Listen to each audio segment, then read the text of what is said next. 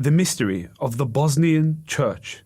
In the deep valleys of the Bosnian mountains, a church hidden within the misty forests and rivers. But it's not your average church. It's not a cathedral. There are no bells, no crosses, or nothing dressed in gold. Absolutely nothing. But rather, inside, centuries ago, a congregation once gathered to pray. They called it a church, but it was unlike any church you've ever heard of. It's not Catholic, Eastern Orthodox, Protestant, Anglican, not Coptic, not Syriac. What is it then? A church so unusual, so secretive, it still sends a chill down the spine of historians. It's known as the Bosnian Church, one of the most mysterious Christian movements in all of Europe. So today we travel back in time to uncover what this church was really about. Where did it come from? Who were the people? What did they believe and how did they worship? And why did it vanish so quickly that nothing was left? Not even a single paper of their own writings survived. Now, to understand the mysteries of the Bosnian Church, we have to go way back to biblical times when Jesus walked on earth. It starts, of course, with Jesus Christ himself, God arriving in flesh. So he taught, he healed, he was crucified and resurrected, and finally ascended into heaven. So when Jesus ascended into heaven, what remained on earth was his teachings. And those teachings he passed to the apostles, who then spread the gospel across the whole world. Now remember something, it's important. Take notes. Get a pen and paper and start writing down. Whenever there is truth, that truth is accompanied by deceit. Let me say it again. Whenever there is truth, that truth is always accompanied by deceit. So as the apostles carried Jesus' true message, other movements rose up that claimed some sort of hidden wisdom. Yeah, that's how they came up. They just went like this, I guess. For example, the Marcionites, or however you want to call it, Marcionites or Marcionites, whatever dialect you want to choose, that doesn't bother me. Now, the Marcionites taught that the God of the Old Testament and the New Testament were two different beings. I mean, what kind of teaching is this? Then you had the Ebionites that saw Jesus as a great prophet, but not divine. That's similar to some sort of other religions that believe that about Jesus today. And then you had the Ebionites. They saw Jesus as a prophet, a good man, but he's not divine. That's what they say. But among these movements, a more mystical group called the Gnostics emerged. They taught that the material world, the flesh, the body, this world that we live in today, they believed that this world was corrupt and wasn't created by God. And that's what they believed. Now, the heart of this Gnostic teaching was something known as dualism. Okay, what is dualism? Well, it's actually in the name. Dualism. Dual. D-U-A-L. Two. Dualism. So something about two. Yeah? Basically, this Gnostic group separated the material world and the spiritual world, claiming that they were created by two different beings. And of course, this was against the Christian teaching because we know that God is the creator of the visible and the invisible. So, yeah, they almost believed like a spiritual war between the light and darkness. And this led them to believe that salvation wasn't about forgiveness of sin, but about a secret knowledge called gnosis. Now, to the average Christian, it doesn't sound like your average Bible teaching, right? Because in the book of Colossians, chapter 1, verse 16, it says, "For by him all things were created that are in heaven and that are on earth, visible and invisible." And the Gnostics were like, no, it's not like that. The spiritual world and the physical world are two different things, and they were created by two different beings. But that's not what the Bible tells us. So that's why the early church saw the danger. So the councils met and the elders condemned Gnosticism as an outright heresy. Like, that's it. You guys are heretics. Get out of here. But they also condemned another related 3rd century Persian movement called Manichaeism. And of course, it's in the name. It was founded by Mani. And Manichaeism was also a Gnostic group. So by the late 4th century, both religions, Gnosticism and Manichaeism, sort of disappeared, but ideas have a way of hiding underground. They weren't completely gone. Later, during the 7th century, the old dualistic religion came back under a new name. Like, they literally came back under a different name. It's like, hey, this is us now, and yeah, we never had that past, but yeah, it's just a new name. It's just like a new name. And that new name was called the Paulicians. And of course, it's in the name. Paulicians, something to do with Paul? Yes, of course. They respected the Apostle Paul and claimed to restore the pure New Testament faith once again. Like it wasn't already good. They needed to change a few things. I don't know. Just leave it the way it is, man. So just like the Gnostics and the Manichaeans, the Paulicians also rejected the Old Testament. They rejected icons. They rejected the hierarchy system of priests, sacraments, baptism, the Eucharist, and they believed that Christ only appeared to have a body. Did you catch that? They believed that Jesus only appeared to have a real body. He had no real body, like no flesh, really. I mean, even historians that don't like the Christian teaching agree that there was a man that was crucified. So he didn't have a body. But once again, the Byzantine emperors and the Orthodox patriarchs denounced them as heretics. Just label them heretics. You're a heretic. That really didn't do anything because persecution only spread their ideas throughout other regions, and the Paulicians moved further west, and many settled in the Balkans, the fertile ground for the next dualistic awakening, I guess. Now fast forward to the 10th century Bulgaria. Tsar Peter I became ruler, and under his reign he increased the taxes and the peasants didn't like it. And this caused a political unrest. Now, among this steps in a charismatic priest known as Bogomil. The name is questionable because many say it means dear to God, Bogomil, but who knows? Who knows? This is what history tells us. But one thing is for sure, he was inspired by the Paulicians and other ancient Gnostic ideas and really just gave it a fresh look. Here's what Bogomil taught. The invisible world was created by a fallen angel, also called Satanel. Does that ring a bell? Satanel, a fallen angel called Satanel.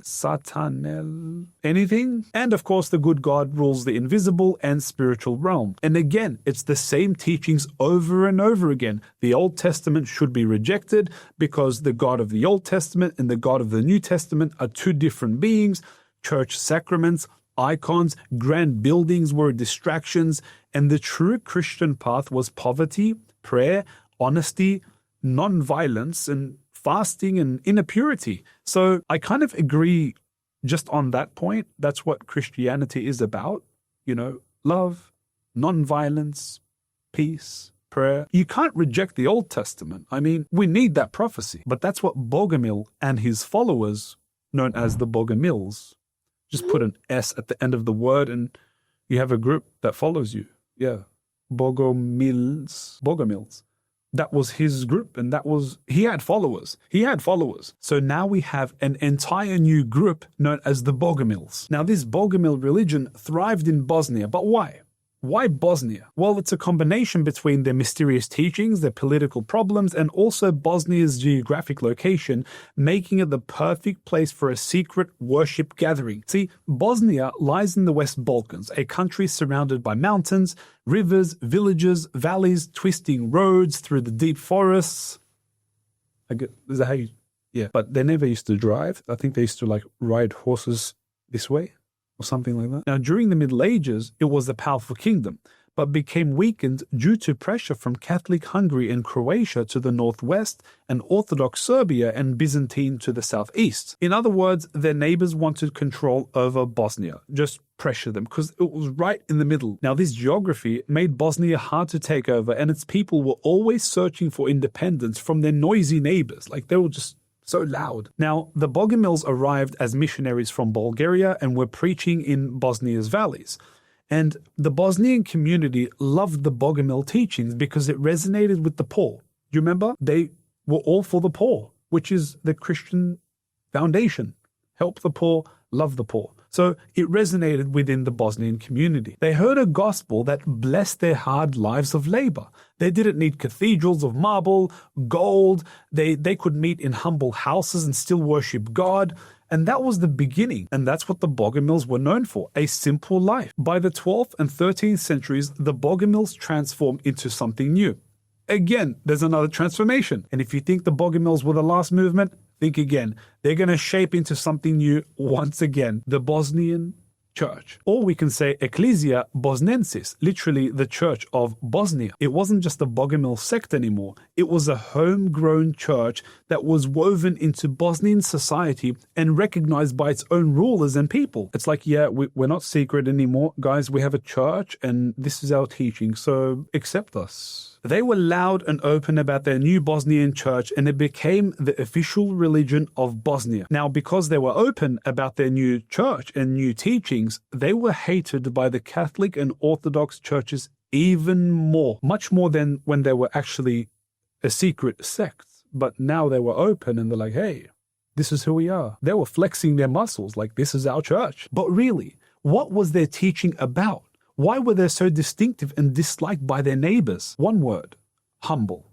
They were very simple. They worshipped in small spaces, wooden houses in the mountains and huts. They had no altars, no icons, no crosses, just prayer and reading the scripture. They had no formal priesthood. Instead of priests and elders, they had spiritual leaders, and anyone can become a spiritual leader. And authority came from personal holiness and not ordination like the Catholic and Orthodox churches. So that's a major difference between the Orthodox, Catholic, and the Bosnian Church. And of course, they rejected the Catholic and Orthodox sacraments like baptism, water, Eucharist, marriage rites. Instead, they practiced a single spiritual baptism. They loved purity and they loved poverty, so they often fasted. Their members were always fasting from exotic foods, and they aimed to live like the earliest Christians. Now, the Bosnian Church saw the power of Rome and the authority of the Byzantines, and they're like, no, this doesn't represent Jesus.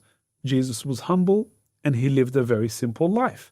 So they rejected these major churches because they claimed they were turning into institutions, banks, rather than the house of God. So they're like, yeah, we don't want anything to do with you guys. We don't want to be under Rome, and we don't want to be under the Byzantines. So they've done their own thing. But the question is, was the Bosnian Church still a dualistic religion?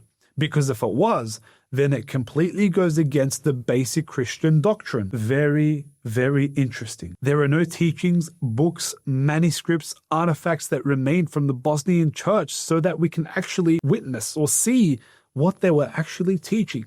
Everything that I get, all the information that I provide you is from their enemies. So again, according to their critics and enemies, they still carried the controversial Gnostic teaching of the Bogomils, like Jesus didn't have a real body. This is the biggest issue because now they're calling it a church rather than a Gnostic teaching, almost like they were the real ones and you're not. Do you see what I mean? If they called it a new religion, then they may have got away with it. But because they called it a church, the other churches were like, hey, we're the church, you're not a church, so get out. And that's what happened. That's what happened. Neither Rome, Catholic, or Constantinople, Orthodox, could accept this. So the Catholics responded to the Bosnian Church. Popes issued letters calling the Bosnian Church heretical.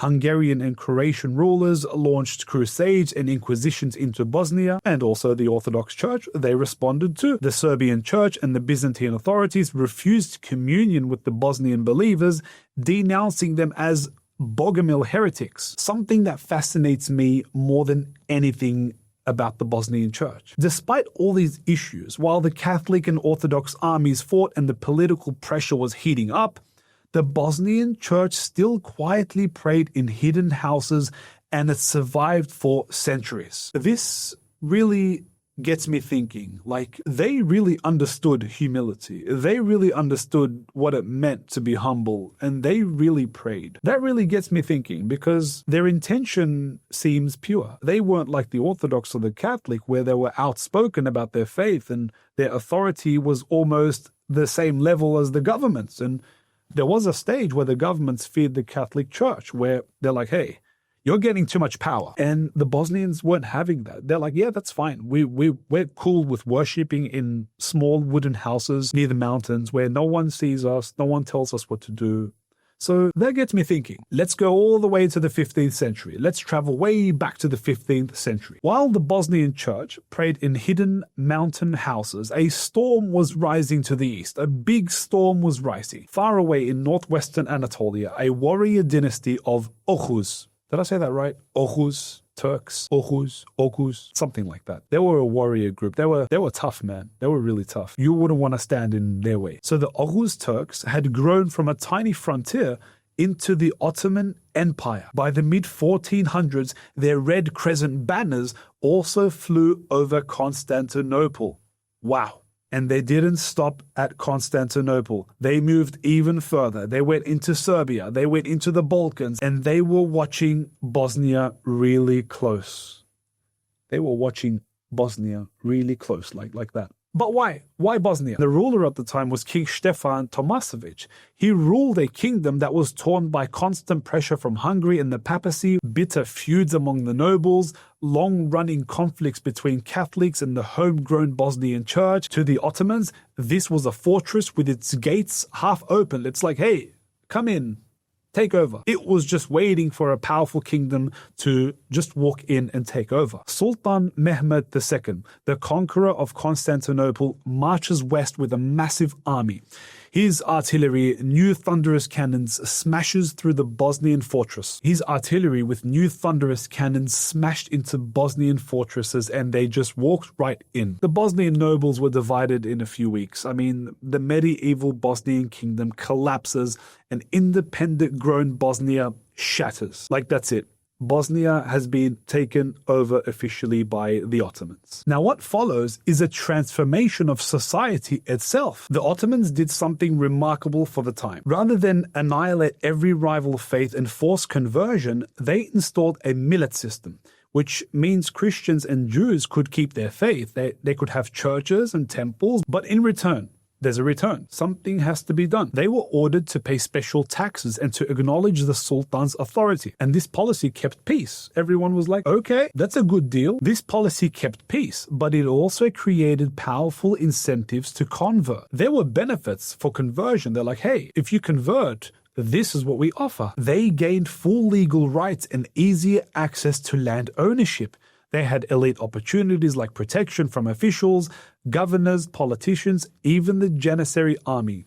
Is that Janissary? Janissary army? Whatever part of the world you're from, it was that powerful army. These guys. For many Bosnians, especially the merchants and the urban families, conversion meant freedom and opportunity. So they're like, yeah, we'll take it. But did the Catholic and Orthodox churches offer anything like this? I don't think so. It was just warning letters from the Pope like, hey, you're a heretic. What happened to love thy neighbor? Now, when the Ottomans arrived in Bosnia, there was a spiritual dimension too. Sufi Islam, with its music, poetry, mystical devotion, and this conversion resonated within the Bosnian locals. The Bosnians liked it. So they're like, yes, this is perfect. We want the mystical and the spiritual devotion. That's what we wanted within our Bosnian church. And when they heard about Sufi Islam, they were like, okay, let's make a deal. Remember, and this is very important, not every Bosnian was forced into converting into Islam. Some Bosnians entered the Catholic or Serbian Orthodox churches, but over generations, a large amount of Bosnians embraced and accepted Islam either for benefits or they loved the Sufi teachings. But something still mysterious lingers within my mind. What happened to the Bosnian church? The simple house worshippers that were stressed out by Rome and Constantinople for centuries. Their position was not so good. You had Catholic Hungary and Austria branded them as heretics. You had the Serbian Orthodox Church. They wouldn't accept them or receive them. And the Ottoman authorities, while generally tolerant of mainstream Christians, they offered no special benefit for the Bosnian church other than the freedom of worship. Basically, they had no special rights within their own land. So with no outside allies and no official protection, the Bosnian church dissolved. Some members converted to Islam and others quietly merged into the Catholic and Orthodox churches. Their last traces disappeared from the records within a century. No official creed, no liturgy, no preserved theology, almost nothing survived. A church that was once called the true Christians of Bosnia simply vanished into thin air.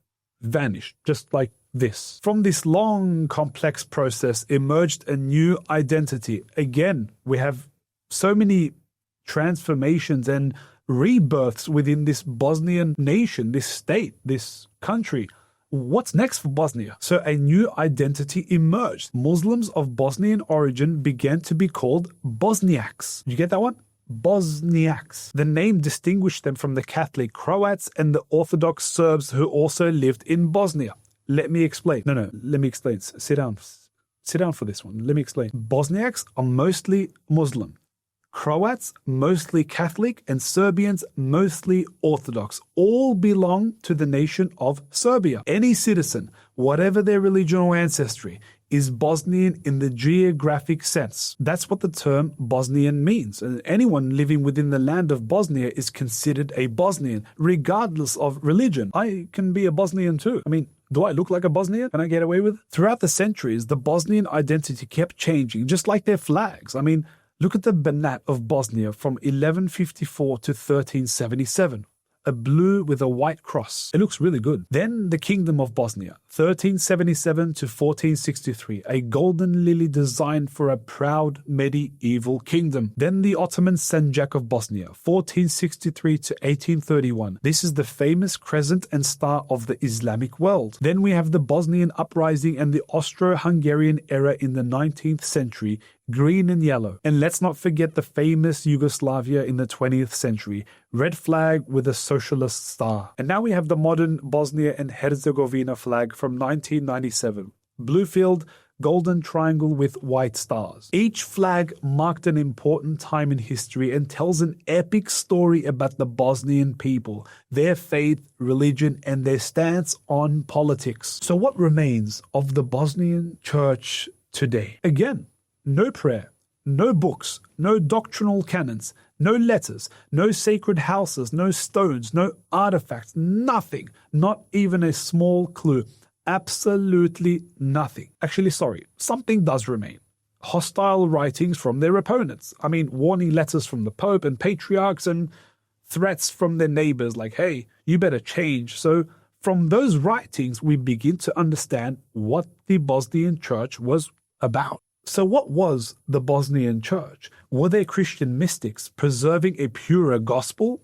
Secret Gnostics hiding from their powerful neighbors? Or simply a local church that was caught in the crossfire of politics and powerful empires? Bosnia and Herzegovina remains a land where religions meet and overlap. Mosques stand near Orthodox churches and Catholic cathedrals, and families can trace Catholic, Orthodox, and Muslim roots at once. You don't hear that often, right? You might be Muslim, you might be Orthodox, or you might be Catholic.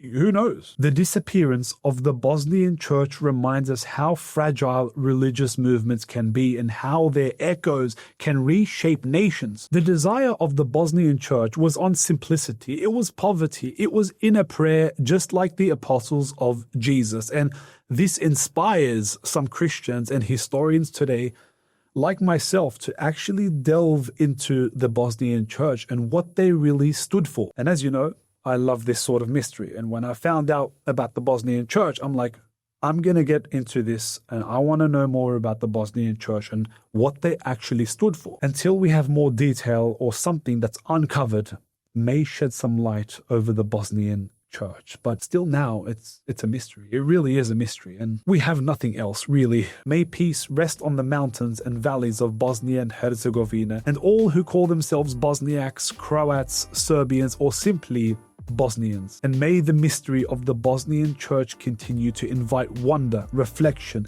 and search for the truth. If you love hidden mysteries and untold stories, follow us for more. God bless you all.